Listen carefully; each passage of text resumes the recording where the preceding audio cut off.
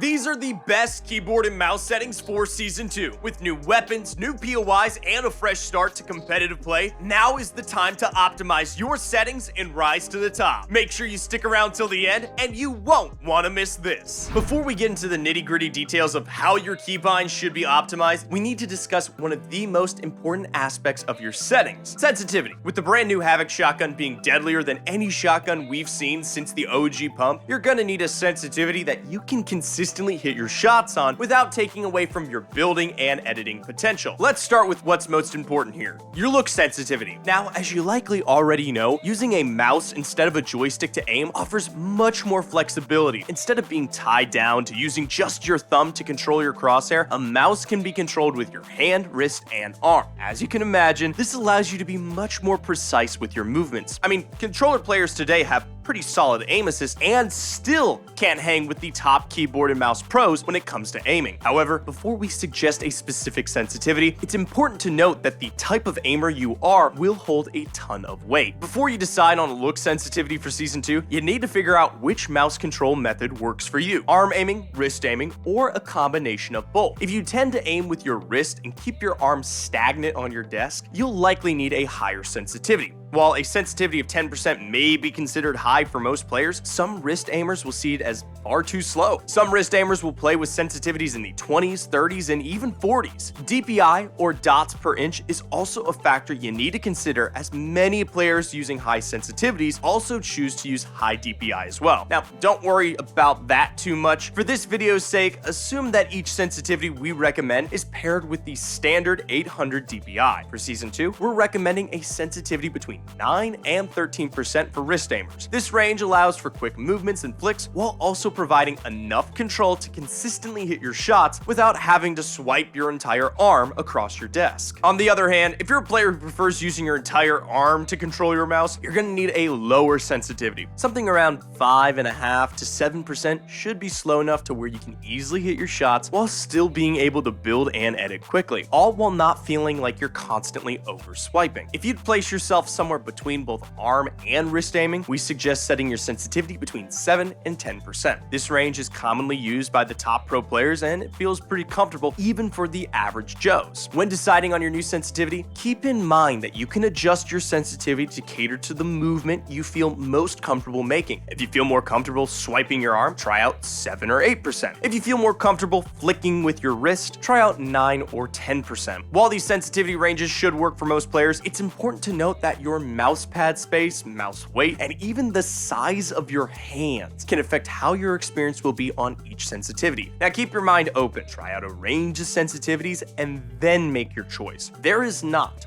one godly sense that will instantly turn you into Booga. For your ADS sensitivity, we recommend staying somewhere in the lower middle range. Anything around 35 to 65% will be slow enough for you to consistently beam players from the mid and long range while still having enough control to fry players out of the air. For your scope sensitivity, we recommend using something in the upper middle range, around 60 to 70%. This range should give you enough control to line up headshots while still being able to adjust your crosshair without looking like your mouse weighs 10 pounds. Now, if you're serious about improving, head on over to ProGuides.com, where you can access all of our courses and bootcamp content for just $7.99. And if personalized coaching is more your speed, you'll get 10% off any session with any of our pros. Now that we have each sensitivity out of the way, we can finally go over how you can optimize your keybinds. Let's start with building, since these binds will consume most of your space and are truly the most important. Before we do that, please understand that your main goal when assigning these keybinds should be to limit the number of times you're forced to move your fingers from the WASD keys. The more often these fingers are being used for something else, like reaching for your wall bind, the more often your movement will be paused or delayed. When it comes to even the basics of building, not being able to hold constant directional movement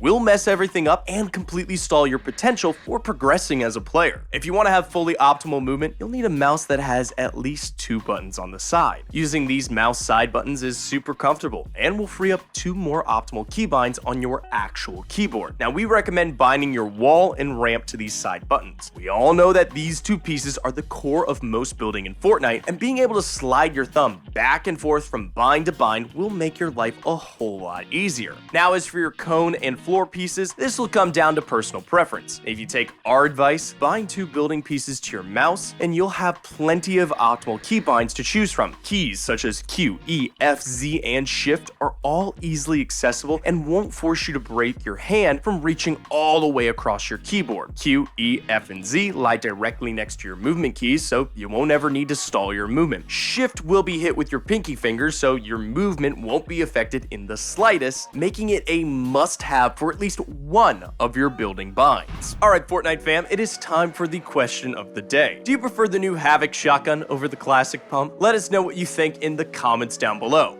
For us at ProGuides, the pump remains at the top. Even after assigning binds to your 4 building pieces, you'll still have quite a bit of options when it comes to your edit bind. As of right now, the majority of professional players tend to use E or F as their edit bind. These are conveniently located besides the W key and allow for easy spamming with either your pointer or ring finger. Since most players find their pointer finger to work best when it comes to repeatedly spamming, they usually don't experience much fatigue. Ideally, an edit bind should be assigned to a non-movement key finger. However, making this work would require the use of Shift, which isn't very practical for editing since your pinky finger is usually pretty weak in comparison. Although this may seem like common sense in Chapter 4, it seems that many of you still haven't taken advantage of the scroll wheel reset. Setting both your secondary edit and reset building edit binds to scroll wheel down will allow you to reset an edit by, well, simply scrolling down on your scroll wheel. Scroll wheel reset remains as one of the biggest advantages that keyboard and mouse players hold over controller players. Some players on the sticks have even resorted to using a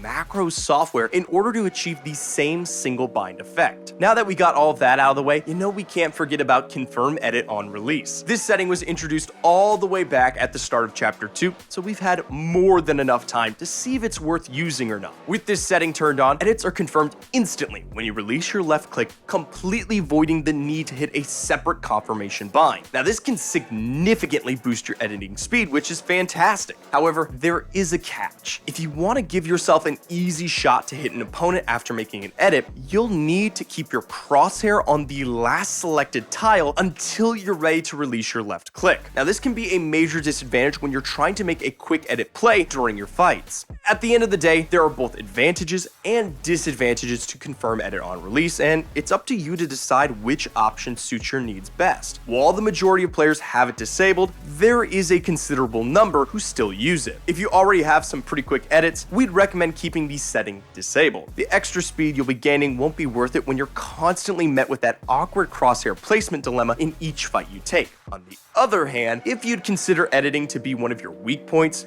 we definitely recommend giving it a shot. You'll notice an instant increase in speed along with your double and triple edits being much more consistent. It's much easier to find a solid editing rhythm when you're avoiding the confirm bind entirely. With all the primary settings out of the way, let's go over the miscellaneous binds you probably often forget about. For crouching, go ahead and use either the bottom left control, caps lock, or shift if you still have it available. For your inventory slots, we'd recommend using keys 2 through 5 as well as whatever optimal keys you have available. This bind will be used for your shotgun slot, as that weapon is, or at least should be, the core of your fighting. The number keys will be everything else, like your AR, SMG, heals, and so on. Just make sure everything feels comfortable. For your use bind, we'd recommend assigning this to scroll wheel up. Just like scroll wheel reset, the scroll wheel pickup will give you a huge advantage over those not using it. Using your scroll wheel to pick up loot is basically the equivalent of spamming a key 4 or 5 times rapidly, and this will come in clutch when 50-50ing another player off spawn. If you found these tips helpful, don't be afraid to leave a like and drop a comment on what you'd like to see next. Also, make sure you're subscribed with post notifications turned on so you never miss out on another one of our videos.